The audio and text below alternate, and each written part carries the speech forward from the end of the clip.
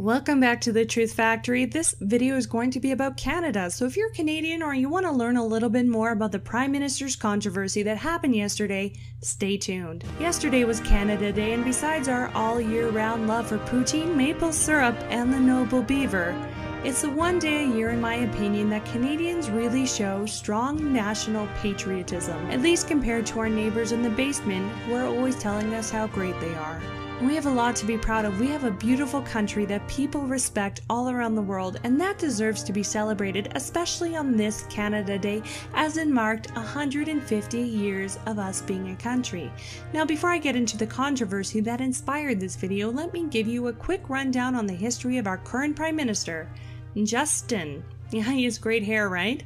That's most likely what won him the election, but don't let his Disney prince look sway you until you hear about his interesting educational background. He used to be a substitute French teacher, and he has a partial master's degree in environmental geography, which is important to remember for later. So really, he doesn't have a background that makes me go, wow, that guy should run a country.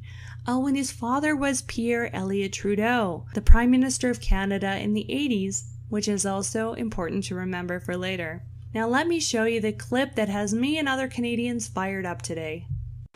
We may be of every color and creed from every corner of the world. We may live in British Columbia, Yukon, the Northwest Territories, Saskatchewan, Manitoba, Nunavut, Ontario, Quebec, New Brunswick, Prince Edward Island, Nova Scotia, or Newfoundland and Labrador. But we embrace that diversity while knowing in our hearts that we are all Canadian. Oh, Mr. Prime Minister, you forgot to mention Alberta. Here it is on a map, Trudeau, if you want to study it. I mean, it's kind of surprising that you didn't know that, as you have a partial degree in environmental geography, but maybe geography isn't your strong suit. And maybe neither is being Prime Minister.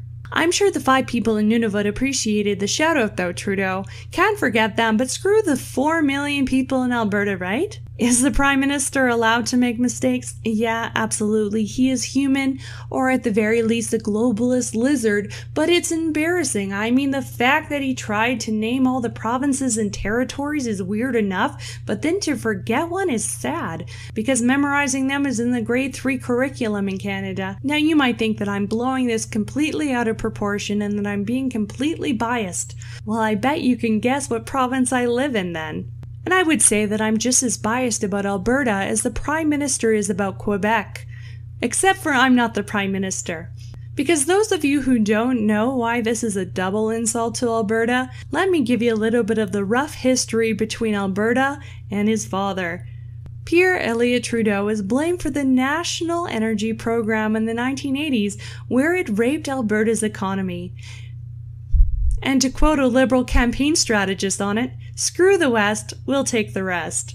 I didn't even make that up, that's real. Needless to say, after this program was launched, economic disaster quickly followed.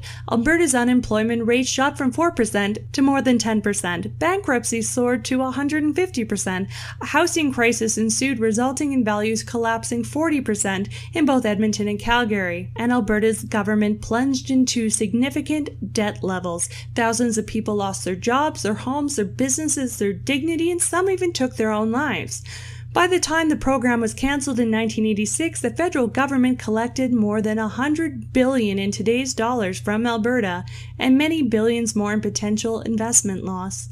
Yeah, so I would say there's some bad blood with the Trudeau family in Alberta, and many Albertans feel Justin is just here to finish what his dad started. But let's see what Justin Trudeau thinks about Alberta being in power. Regardez, le Canada fait dur maintenant parce que c'est des Albertains qui contrôlent notre agenda communautaire et socio-démocratique. Ça marche pas. Est-ce que le Canada est mieux servi quand il y a plus de Québécois au pouvoir que quand il y a plus d'Albertains au pouvoir?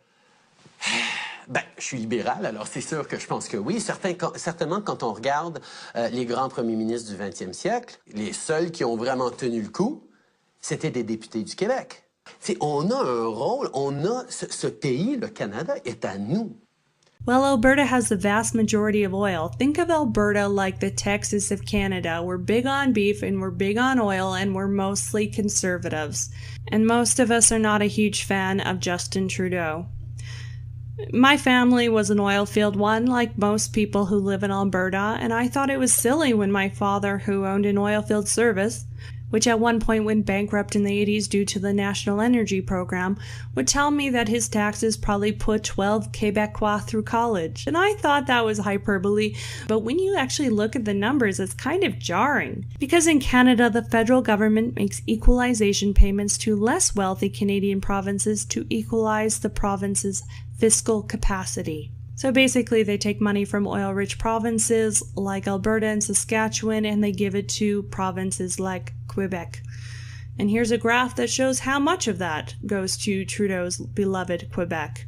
But don't get me wrong, I love Canada, I love Alberta, and to forget about us is not only embarrassing, it's just disrespectful. I personally think that he should go back to teaching French class or at least finish his degree in geography as it's clearly needed. But I also just happen not to like him because he's a fake globalist puppet who is so politically correct that he answers important questions by stating the current year. I understand one of the priorities for you was to have a cabinet that was gender balanced. Why was that so important to you? Because it's 2015. Okay, you're not going to win Jeopardy like that. Lines of latitude and longitude and a bumpier part defined by the Rockies form the borders of this Canadian province. British Columbia. No. The Northwest Territories. No. Saskatchewan. No. Nunavut. No. It's 2015. No. Kristen. What is Alberta? Alberta is the province, yes. Although I have to say there is one video clip of him that I really do love.